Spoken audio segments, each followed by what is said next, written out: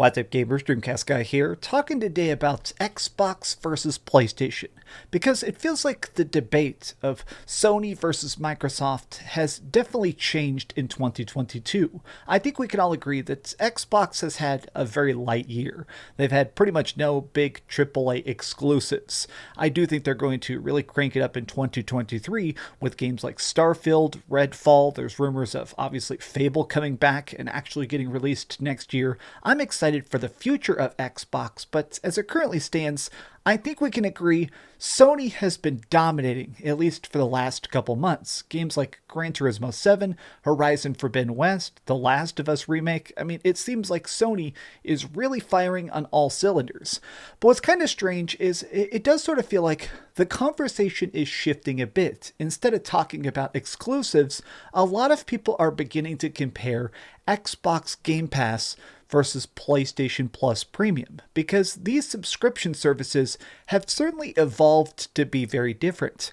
Xbox Game Pass, in my opinion, is still just completely ridiculously great. Xbox Game Pass is just filled with so many hundreds of games that are going to keep getting bigger and better. I like the idea that frickin' Diablo's going to be on there, Overwatch is going to be on there, Starfield's going to be on there. Like, everything Xbox is going to appear on Game Pass, which is great.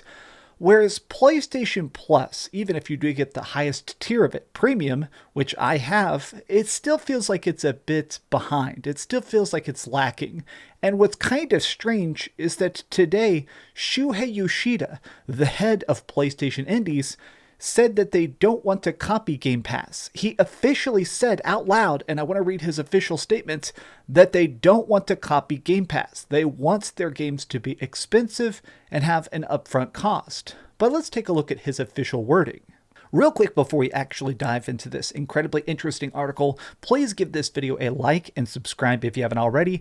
Now, even the opening of this is quite a banger, which is that Shuhei Yoshida, obviously the indie boss of PlayStation, has weighed in on the PS Plus Day 1 games debate, reiterating that the company's stance is that they want to try and breathe new life into older games instead of launch games. In other words, Shu believes that video games should have a traditional premium launch price instead of being included on subscription services until later on when their sales are starting to slow down. It's so bizarre. Now, he actually gives a specific example here, which is Stray, which obviously was a day one premium game. I found that game to be incredibly fun. I loved it. I actually platinumed Stray. It was such a good time.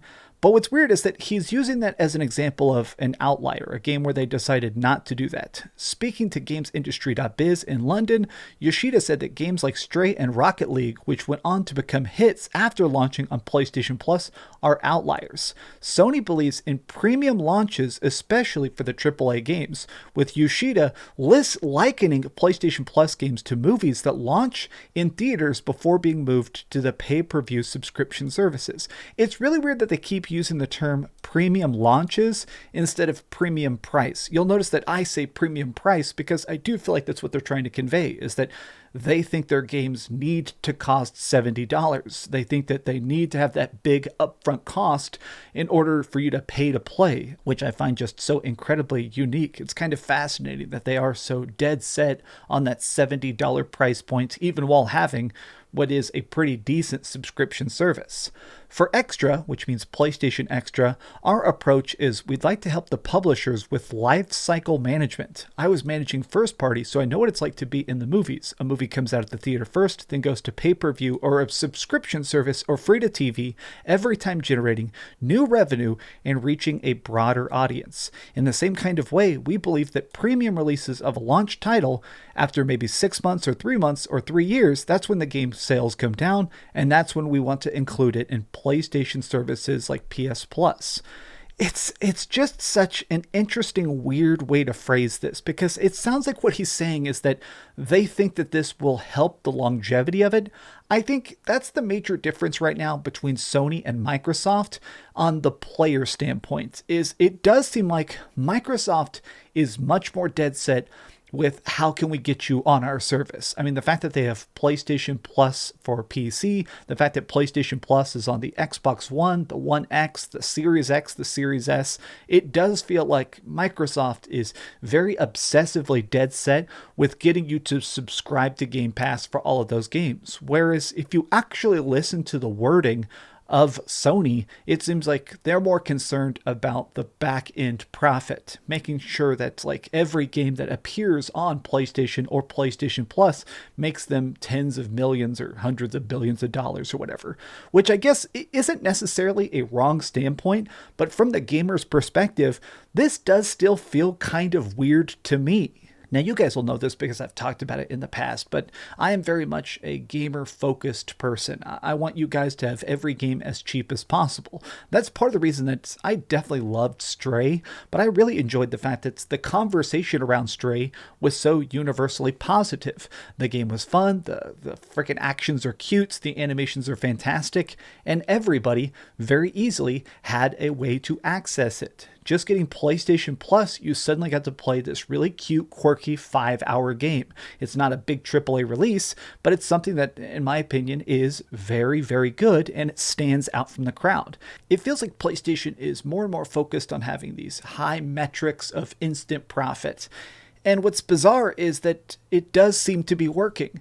You can't argue that their methodology here isn't working. If you actually look at sales charts, pretty much every PlayStation exclusive is just completely burning up the tops of sales numbers. They're flying off store shelves. I mean, premium priced games for $70 like Horizon Forbidden West just keep selling month after month after month after month. And I think that's showing the fact that the PlayStation method works. Their quality is high, their games are fun, their worlds are big, and clearly gamers agree it's worth that $60 or $70 price tag. I do additionally think that part of this comes down to the fact that right now, PlayStation 5 is just absolutely skyrocketing. If you actually look at the sales numbers, it has the highest dollar sales ever in the US for the first half of 2022. People have actually been breaking down the fact that, like, look at this. Obviously, Nintendo Switch is outselling it when it comes to unit sales. Everybody wants a Nintendo Switch. It's a freaking amazing device, but it's kind of interesting that right now, everybody is still trying to get a PlayStation 5. And if you get a PlayStation 5, what's the first thing you're going to want to do? You're going to want to buy the biggest, most beautiful games. You're going to want to find, Ratchet and Clank. You're going to want the Demon Souls remake. And most likely, you're probably going to subscribe to PlayStation Plus to get access to games like Spider-Man. I think that PlayStation Plus Premium is pretty good. I feel a little bit conflicted at times because I am very much a modern gamer and a retro gamer. I'm the kind of guy who plays Fortnite or Final Fantasy VII back on my original PlayStation 1. And I do think that obviously PlayStation Plus does give us a decent selection, but it still always feels like PlayStation is trying to hold back. Microsoft, they just do this shotgun blast. They buy studios, they put out games, they're constantly just trying to scoop up anybody. They're even getting third-party games put onto Game Pass all the time. I think that's pretty impressive. Whereas Sony, they're always trying to see how much you're willing to pay first. And that's just such a different tactic. I do wish that PlayStation Plus Premium had more good games on it, not just streamed actual native games. This morning I was playing some Sly Cooper. This game, extremely fun. I actually think it looks pretty decent for a streamed game, but I wish this was installable. I wish that I could experience this directly on my PlayStation 5 with those instant load times and stuff and not connected through my internet. I don't know. PlayStation is bizarre because they release such good games. They have, in my opinion, the best exclusives, but I feel like they pound their chest so much to talk about profit margins and that next big financial push. I'm not a Sony investor. I'm not any sort of person like that. I don't know. I just wish that they were a little bit more friendly to making sure people could buy their games. PlayStation's definitely killing it. PlayStation is definitely, in my opinion, still releasing the best games. I just wish that they were a little bit more agreeable with the idea of PlayStation Plus competing directly with Xbox Game Pass. But I don't think that's ever going to happen. What do you think about this, though? Are you excited for the future of PlayStation or the future of Xbox? Who do you think is going to win in 2023? Give me your thoughts in the comments down below. And if you enjoyed this video, give it a big old thumbs up, share with your friends, and subscribe if you haven't already. But do me the biggest favor of all, and keep dreaming. Oh my gosh, Sly Cooper is so good. I forgot how amazing Sly Cooper is.